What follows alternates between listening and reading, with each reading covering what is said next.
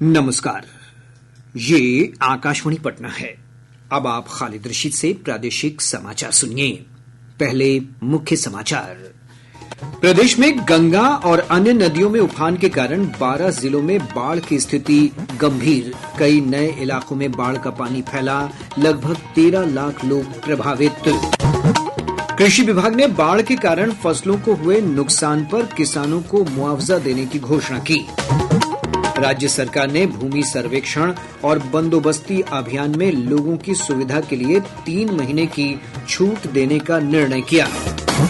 और मुख्यमंत्री जन आरोग्य योजना शुरू, आयुष्मान भारत से वंचित लगभग 3.25 करोड़ लोगों को मिलेगा लाभ। अब समाचार विस्तार से। पटना, बेगूसराय, सारण, मुंगेर समेत राज्य के 12 जिलों में बाढ़ की स्थिति गंभीर बनी हुई है। गंगा और सहायक नदियों के जलस्तर में भारी वृद्धि के कारण बाढ़ का पानी कई निचले इलाकों में प्रवेश कर गया है, जिससे लगभग 13 लाख की आबादी प्रभावित है। पटना, वैशाली और बेगूसराय के दियारा क्षेत्रों में हालात बेहद खराब हैं। बेगूसराय के बलिया, मटिहानी और तेघरा प्रखंडों में एक बड़ी आबादी को पलायन करना पड़ा है। इधर पटना के दानापुर में गंगा नदी के तटीय क्षेत्रों में बसे लोगों को सुरक्षित स्थानों पर लाया गया है। प्रशासन की ओर से सामुदायिक रसोई की व्यवस्था की गई है। पशुओं के लिए भी आश्रय स्थल और चारे का प्रबंध किया जा रहा है। बाढ़ का प्रभाव भागलपुर जमालपुर के बीच सड़क यातायात पर भी पड़ा है। बरियारपुर के पास राष्ट्रीय उच्च पथ संख्या 80 पर पानी आ जाने से वाहनों का परिचालन प्रभावित है। बेगूसराय से हमारे संवाददाता ने बताया है कि जिले के बलिया, तेघड़ा, मटिहानी, साहेबपुर कमाल सहित 8 अंचल बाढ़ से प्रभावित हैं।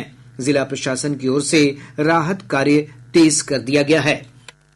बेगूसराय में 8 अंचलों में लगभग 1 लाख की आबादी प्रभावित है। कई इलाकों में जहां गाड़ियां चलती थी, वहां लोग नाव से आवाजाही के लिए मजबूर हो गए हैं। इधर जिला प्रशासन के अलावा कई सामाजिक और राजनीतिक संगठन भी बाढ़ राहत में जुट गए हैं। जिला प्रशासन की ओर से बाढ़ पीड़ितों के लिए सामुदायिक रसोई बनाई गई है। इधर गंगा नदी में उफान के कारण बछवाड़ा में रिंग बांध पर दबाव बढ़ गया है। आकाशवाणी समाचार के लिए बेगूसराय से विजय कुमार झा। गंगा नदी में उफान के कारण मुंगेर जिले के 6 से अधिक प्रखंड बाढ़ से प्रभावित हुए हैं। हमारे संवाददाता ने बताया है कि कई स्थानों पर बाढ़ का पानी राष्ट्रीय राजमार्ग संख्या 80 और स्टेट हाईवे 333 के ऊपर बह रहा है। बरियारपुर और मुंगेर के बीच राष्ट्रीय राजमार्ग संख्या 80 पर बाढ़ का पानी सड़क के ऊपर से बह रहा है। वहीं बरियारपुर और खड़गपुर के बीच स्टेट हाईवे पर जगह जगह गंगा नदी का पानी चढ़ गया है। बरियारपुर, असरगंज, धरारा सदर प्रखंड और खड़गपुर प्रखंड के गांव बाढ़ के कारण सबसे अधिक प्रभावित हैं। वहीं दियारा क्षेत्रों में खेतों में लगी फसल के अलावा हरी सब्जियों को काफी नुकसान पहुँचा है। बड़ी संख्या में लोग विस्थापित हुए हैं और सड़कों के किनारे शरण लिए हुए हैं। आकाशवाणी समाचार के लिए मुंगेर से प्रशांत कुमार सिंह। गंगा नदी में उफान का सबसे अधिक असर पटना जिले में देखा जा रहा है। जिले के सदर प्रखंड, मनेर, दानापुर, अथमलगोला, बख्तियारपुर में बड़ी संख्या में लोग प्रभावित हैं। पटना सिटी इलाके में तख्त श्री हरिमंदिर साहिब गुरुद्वारा को जोड़ने वाले कंगन घाट की सड़क बाढ़ में डूब गई है। निचले इलाकों में कई घरों में बाढ़ का पानी प्रवेश कर गया है। जिला प्रशासन की ओर से प्रभावित इलाकों में 108 नावों का परिचालन किया जा रहा है और 12 सामुदायिक रसोई संचालित की जा रही है। एक रिपोर्ट। पटना जिले में बाढ़ के कारण लगभग 1 लाख लोग प्रभावित हुए हैं। बाढ़ का पानी शहर के कई हिस्सों में निचले इलाकों में फैल गया है। पिछले 1 सप्ताह से गंगा नदी का जलस्तर गांधी घाट, दीघा घाट, मनेर, हाथीदह में खतरे के निशान के ऊपर बना हुआ है। जल स्तर में अप्रत्याशित बढ़ोतरी के कारण बाढ़ से प्रभावित लोग अपने घर छोड़कर पलायन कर गए हैं। पटना शहर में मरीन ड्राइव रोड पर बाढ़ पीड़ित अपने परिवार के सदस्यों और पशुओं के साथ डेरा डाले हुए हैं। पटना जिला प्रशासन की ओर से कई सामुदायिक रसोई संचालित की जा रही है। आकाशवाणी समाचार के लिए पटना से आशीष रंजन। इधर खगड़िया से हमारे संवाददाता ने बताया है कि जिले के परबत्ता, गोगरी, मानसी और खगड़िया प्रखंड में बाढ़ पीड़ितों के बीच काफी नाराजगी है। लोग राहत शिविर लगाने और सामुदायिक रसोई संचालित करने की मांग कर रहे हैं। भागलपुर जिले में कहलगांव, सुल्तानगंज, सबौर, पीरपैंती, नाथनगर प्रखंड के कई इलाके बाढ़ से प्रभावित हुए हैं। हमारे संवाददाता ने बताया है कि बड़ी संख्या में सड़कें डूब गई हैं। तिलका मांझी भागलपुर विश्वविद्यालय परिसर, इंजीनियरिंग कॉलेज और ट्रिपल IIT परिसर में बाढ़ का पानी फैला हुआ है। गंगा नदी के उफान का असर जिले के दियारा इलाके के साथ साथ शहरी इलाकों में भी देखा जा रहा है। जिले से गुजरने वाले राष्ट्रीय राजमार्ग संख्या 80 पर कई स्थानों पर बाढ़ का पानी चढ़ गया है। नाथनगर प्रखंड के दोगच्छी के पास NH 80 पर बाढ़ का पानी आ जाने से यातायात बाधित है। जिले के कई स्थानों पर सड़कें धंस गई है। भीषण कटाव के कारण गंगा किनारे स्थित कई स्कूल एवं आवासीय परिसर नदी में समा गए हैं। आकाशवाणी समाचार के लिए भागलपुर से विनोद कुमार। शेखपुरा जिले में घाट कुसुम्बा क्षेत्र में बाढ़ के कारण 300 बीघा क्षेत्र में खड़ी फसल क्षतिग्रस्त हो गई है। प्रखंड के पानापुर, आलापुर सहित दर्जनों गांव गंगा की सहायक हरोहर नदी की बाढ़ से प्रभावित हुए हैं। जिलाधिकारी आरिफ अहसन ने प्रभावित क्षेत्र का आज दौरा किया। बाढ़ के कारण राज्य में रेल परिचालन पर भी असर पड़ा है। गंगा नदी में बाढ़ का पानी मुंगेर के रतनपुर और भागलपुर के सुल्तानगंज स्टेशनों के बीच रेल पुल के अत्यंत करीब पहुंच गया है। कुछ स्थानों पर रेल गार्डर के ऊपर पानी बह रहा है। हालात को देखते हुए पूर्व रेलवे ने जमालपुर भागलपुर रेलखंड पर ट्रेनों का परिचालन रोक दिया है। 8 अलग अलग ट्रेनों को रद्द कर दिया गया, जबकि 20 रेलगाड़ियों को परिवर्तित मार्ग से चलाया जा रहा है। इसके साथ ही कई रेलगाड़ियों का आंशिक प्रारंभ और आंशिक समापन अलग अलग स्टेशनों पर किया जा रहा है।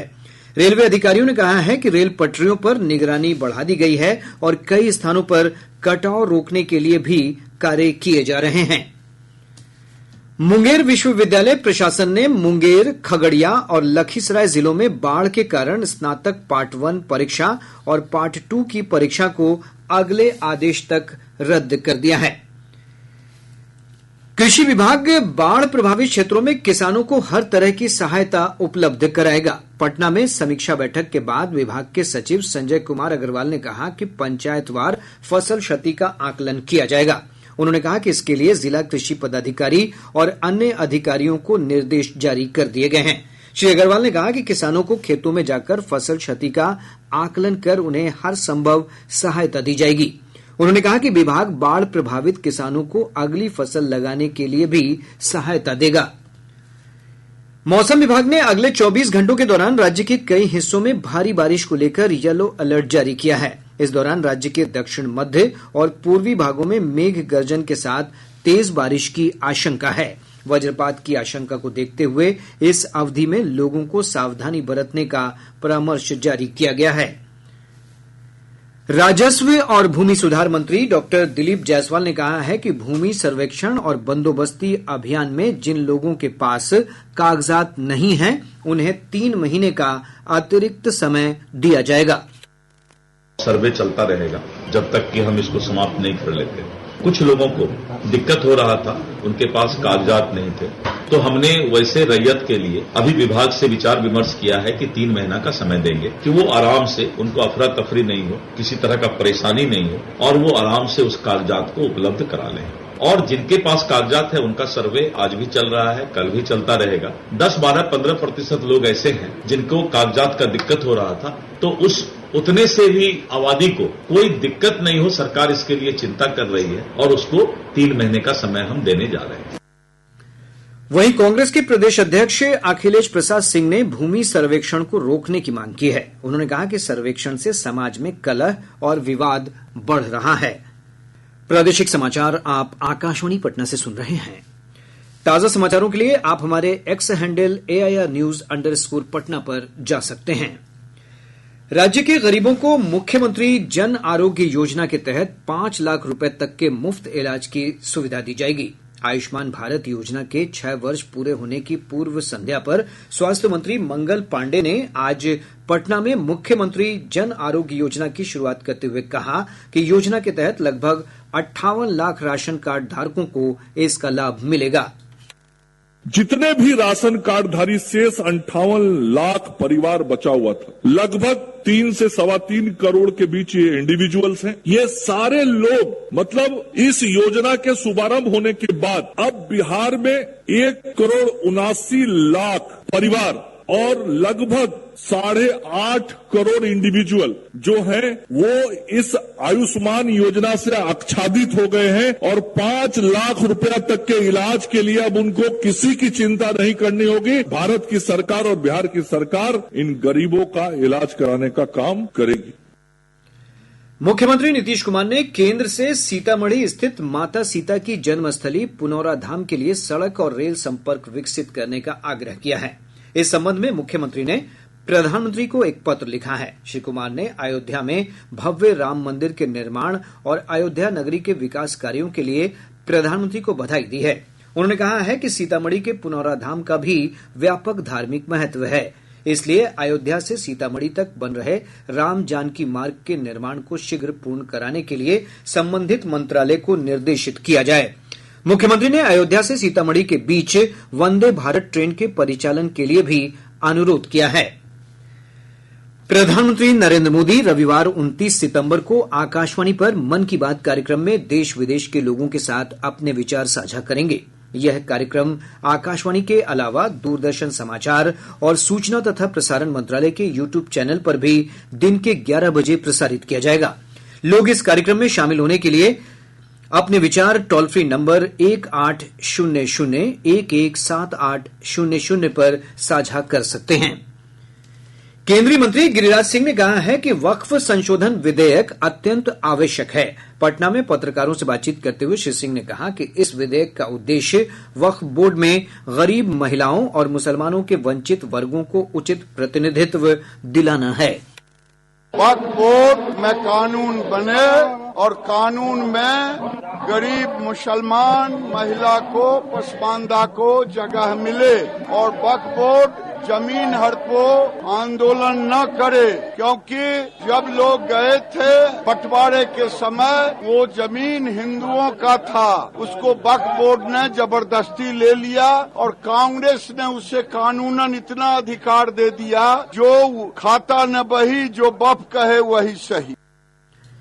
केंद्रीय मंत्री और हम प्रमुख जीतन राम मांझी ने नवादा के कृष्णानगर में महादलित बस्ती में आग लगाए जाने की घटना की सीबीआई जांच की मांग की है। श्री मांझी ने आज पीड़ित परिवारों से मुलाकात की। उन्होंने कहा कि इस घटना के लिए स्थानीय प्रशासन दोषी है। श्री मांझी ने विपक्षी दलों पर आरोपियों को मदद पहुंचाने का भी आरोप लगाया।